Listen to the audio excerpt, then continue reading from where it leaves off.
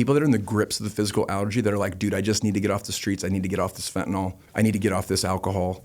They have the same desperation that a drowning person has. I mean, they're like, I will do anything. And I've been in that position so many times myself.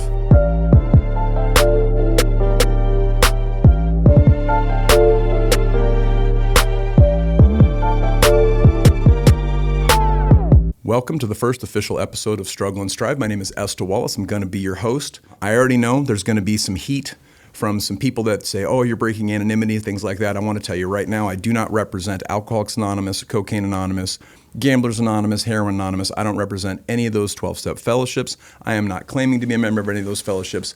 I am a guy who has been sober over 20 years. I do own a copy of the Big Book of Alcoholics Anonymous and the 12 Steps and 12 Traditions. I maybe have read it.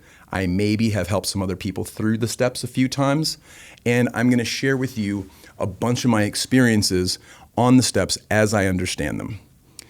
That being said, we're starting today, of course, with step one, which is admitted we were powerless over alcohol, that our lives had become unmanageable. Now, I want to be clear on this.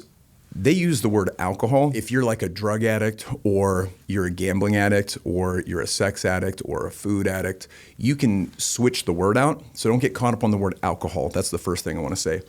The next thing I want to mention is that we are going to talk about spirituality, and I am going to use the word God. And if that scares you, sorry, not sorry. A guy that mentored me many years ago by the name of Brian Ong used to say, you know, if the word God scares you out of these rooms, hopefully whiskey and crack will scare you back in. Now, I know that not a lot of people smoke crack anymore, but the sentiment is the same. So let's talk about step one. What does it mean to be powerless and unmanageable? There's really three key points that I want to talk about. The first key point is the mental obsession. So the mental obsession is this, constant thought that I want to get loaded, that I want to get, and I can, to be clear, I can convince myself that I just want to take the edge off after work. That may be what's working on me.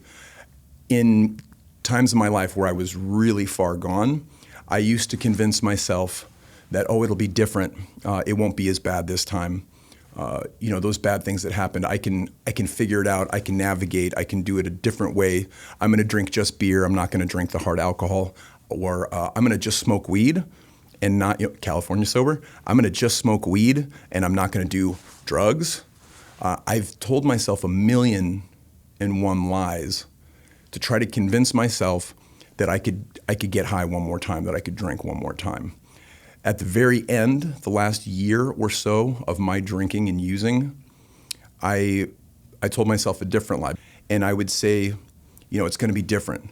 And the still small voice inside of me would say, no, it's not, dude. It's going to be horrible, just like it was last time. You don't have much to lose, and you're going to lose everything, and you're going to end up in prison this time. And you know what my head would say? Fuck it. You're worthless. You're a piece of shit. It doesn't matter.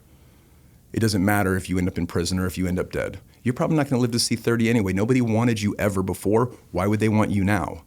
You're not worth anything. This is the lie I would tell myself, to convince myself to drink or use one more time. And it worked. That lie worked on me over and over and over again. I convinced myself that I wanted this, that I wanted to destroy my life, that I was hardwired for self-destruction. It's a Nine Inch Nails song, actually. Is it Nine Inch Nails? You're a music guy. You gotta say, Jamie, look it up for me. Yeah, Danny, will you look that up real quick? What's the lyric? It's Metallica, baby. It's Metallica. Let's go. Metallica, hardwired for self-destruction. So, these guys get it. These guys get it. My dude James Hetfield, I'm pretty sure, wrote that song, and he gets it, right? That was the way I operated for a long time. Self-deception is a big piece of this. And on a note on self-deception, I can recall I was in a trap house smoking meth. It was the late 90s, early 2000s. Smoking meth with some acquaintances, some colleagues, part of my cohort, just some random people I knew. We're sitting in a house smoking meth, and they're talking about, I only trust myself. I don't trust these people out here in the streets, out of this, that, and the other thing. And I remember having this overwhelming thought. This is maybe a couple years before I finally got sober. And I had this overwhelming thought like, dude, I can't trust myself. I draw lines in the sand for myself and then I step over them, sometimes within hours. And that sort of set the tone for my psychological, the psychological stage that had been set, that I had set for myself, was I couldn't keep my own word, even to myself. Self-deception, self-dishonesty, as we go through the steps you're gonna see are something I'm gonna highlight over and over again. So mental obsession ensures that no matter how high the stakes are, no matter what's at risk, no matter what I stand to gain, right? If there's a carrot in front of me or if there's a cliff I'm gonna fall off of, all I have to do is not drink for 7 days. 6 days in, I'm gonna decide I need a drink. And I don't know why that happens. What I do know is that it happens. And it happened to me hundreds and hundreds of times. And I also work in the space, I work in behavioral health, and I've watched it happen not only in the men that I've sponsored over many years, but also in the people that I've treated over many years. The mental obsession is present in so many people. I thought I was the only person going through it, and I was astonished to hear other people talk about it when I attended 12-step meetings for the first time. It was really encouraging to hear that other people were struggling with the same exact thing I was. All right, so mental obsession ensures that no matter how high the stakes are, I'm gonna do it again. It's a hard pill for some people to swallow. The next piece, this is piece number 2 out of 3. We're talking about the physical allergy. The physical allergy is outlined in the big book, written by Dr. William D. Silkworth, who was he was the clinical director at Towns Hospital back in the 20s and 30s, which was the largest hospital in the United States treating alcoholism and drug addiction at that time. So he was the authority on the subject. This has also been corroborated by many physicians and psychiatrists over the 8.5 decades since then. When you think about an allergy, a food allergy or an allergy to certain types of plants, or like I'm particularly allergic to bee stings. It's a stupid thing, but a bee sting can kill me if I don't, I'll go into anaphylactic shock, my throat will swell shut, and I'll die if I don't get medical attention. And not everybody responds like that. In this case, allergy is not characterized by hives or swelling. This allergy is characterized by craving. Now, they acknowledge that it's a phenomenon of craving, but again, a well-documented phenomenon. So it's not that we know exactly why it happens, but we know that it happens repeatedly in millions of cases across broad parameters. Social, economic class, ethnicity doesn't really matter. There are millions of cases who experience the same symptom here.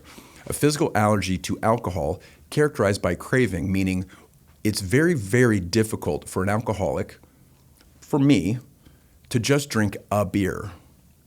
So let me give you some practical application. Let's say I was going to have a beer right now while we're shooting this podcast. I'm hanging out. Me and Danny are shooting the shit. I crack a beer. No big deal. But tomorrow, I'm gonna be like, Danny, did you bring any beer? And he's gonna be like, nah, man, we don't drink beer on set all the time. I'm gonna be like, well, yeah, I'm gonna get on GoPuff. Is that the thing that'll deliver you stuff? Yeah, I'm gonna get somebody to deliver us just a 6-pack, because I'm not an alcoholic anymore. I don't want to overdo it. And then by day 3, 4, 5, I'm going to want to be tying one on when I get home from work. And sensing that it might be getting out of control, I might start smoking pot to maybe drink a little less. But then the weed is the same way. I'll start smoking weed right when I wake up. I'm going to want cold beer when I get off work. And I'm not giving you this as like a theoretical, this could happen. I've done this experiment where I'm going to just drink beer, or I'm going to just smoke pot, or I'm not going to do real drugs, and I'm not going to drink hard alcohol. I've tried this experiment more than 100, maybe to 150 times in my personal life, where I had a lot at stake, a lot to lose. And every single time, it snowballs. It creates a cascading effect where I consume more and more and more until it gets out of control, and I do become unmanageable in many, many ways. Now, not everyone gets to a place where they can't work, but many do. I tried to point to when I was new to recovery and would think, well, I don't have that symptom, or I don't do that, or I don't have tattoos on my face, or I've never been to prison. Let's talk about the 3 main things that identify alcoholism and drug addiction as we know it today. We have you have a mental obsession. I have a mental obsession. I have a physical allergy that ensures that I'm going to kill myself in the process, because I'm going to go back to it, and when I go back to it, it snowballs. And the third piece, And this is where we're going to get weird, guys. We're going to talk about spirituality. The third piece is what we call a spiritual sickness. If you read the big book, which I suggest you do if you're interested in this stuff, they call it a malady. It's just an old word for sickness. Spiritual sickness, I could characterize it really simply by saying the duality of myself expands. So the person I'd like to be, ideally, with my intentions, my ideals, and my actions, they start to really separate. And the farther I get from the person I would like to be, the more discontented, the more restless I become.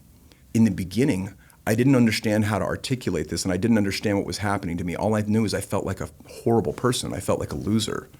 And I would stay sober for days and think to myself, why isn't my life getting better? Why do I feel worse? Why are things getting worse? And then the mental obsession would start working on me, right?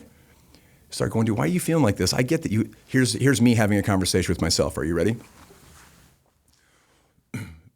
Man, I feel like such a fucking loser. I feel horrible. This isn't working out. Why do I still feel so bad? You know what would help, Estil? What? You haven't helped me a lot lately.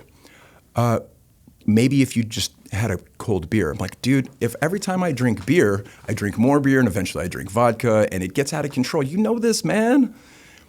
Yeah, I know. You have a problem with drinking. So I'm not suggesting you get a bunch of beer. I'm suggesting, why don't we just get like a 40 ounce of Old English and one big fat joint. Like you'll be high, bro. You'll be trash. That's enough. You're not going anywhere else tonight. That'll be enough to put the monster in the cage, and you're gonna feel a lot better. And tomorrow we'll work on this sobriety, get a job, figure out your life stuff. And I go, no, man, I'm not gonna do it. I don't think it's gonna work out. And my brain goes, all right, forget the beer. Weed's not off the table, right? Let's just smoke a little pot. Your neighbor, I just smelled it over there. Your neighbor's got some. Just go see if you can get a puff off a joint or something. And I go, yeah, you're probably right. You see, when I'm the buyer and the seller of bullshit, and that bullshit equals me getting what I desperately need, and I want to use the word need, not want. It's not a desire, because when you zoom out, do I desire to throw my life away? Get myself injected in institutions, drive away my family, feel horrible about myself, say, think, feel, and do horrible, unloving things to myself? Of course not. Of course not. But in the moment, I want to feel better. I want to feel, and if I can mitigate the risk by maybe just smoking pot, all of a sudden this lie, this bullshit starts to sound pretty good. And again, if I'm the buyer and the seller, I'm the only person in the transaction arguing with myself between my ears about whether I should or shouldn't maybe smoke a little weed, because I'm gonna go nuts if I don't. I'd say pull my hair out, but I don't really have any. Pull my beard out if I don't. You can set your watch by it. I'm gonna lose every time, every single time. So you've got the mental obsession over here on the right, and the mental obsession is me convincing myself to do it again. Then I've got the physical allergy that once I give in to that, now I might not come up for air for a week or for 3 months. If I decide I'm gonna smoke weed today, you might catch me doing hard drugs and not leaving my home for, within a few weeks or a few months, I might be so far gone, I legit need to get medical treatment. So I do, right? I get sober. I detox on the couch. I get arrested and go to jail for a few days. I go check into a treatment center. I do it for all the right reasons. People, when they're trying to get away from the physical allergy, people that are in the grips of the physical allergy that are like, dude, I just need to get off the streets. I need to get off this fentanyl. I need to get off this alcohol. They have the same desperation that a drowning person has. I mean, they're like, I will do anything. And I've been in that position so many times myself. And then the curious thing that happens just a few days into it, sometimes a week into it, I start to feeling physically better, but I got this spiritual sickness going on. So you can see how these three things work in concert to keep me sick. When people talk about the disease of alcoholism or the disease of addiction, this is a strong, truncated representation of how it operates. Now, I work in behavioral health. I can tell you we have nothing that'll stop the mental obsession. Nothing, there's no cognitive behavioral therapy that will really teach you how to talk yourself out of going down this path again. You're gonna talk yourself into going down the path again. Physical allergy. We can beat that 10 out of 10 times as long as you don't die. I mean, detox facilities are super nice. Most of them are super nice these days. Most insurance will pay for it. As long as you don't die, you can detox off of fentanyl, off of heroin, off of alcohol. The two most dangerous detoxes are, in fact, benzodiazepines. That's Xanax, if you're wondering. I just need it to help me sleep. Well, don't take them every day if that's your case, because if you start ramping up on that particular substance and then want to cut it out cold turkey, you could have serious seizure risk and you could die. Same thing with alcohol. Alcohol and benzos are the two that are super dangerous. But I got to tell you, the advancements in medicine and our ability to make you pretty comfortable while you go through that process it's better than it's ever been in human history. So physical allergy, we know how to beat that. We can beat that if you don't die. The spiritual sickness, this in between when I detox and when I retox, that's the area that's a little trickier. That's the time, that's the short window where somebody needs to go get help. They need to take some action. They need to go to treatment. They need to begin the search. And it is a search and it is a journey. And we're going to go on that journey throughout the rest of these steps.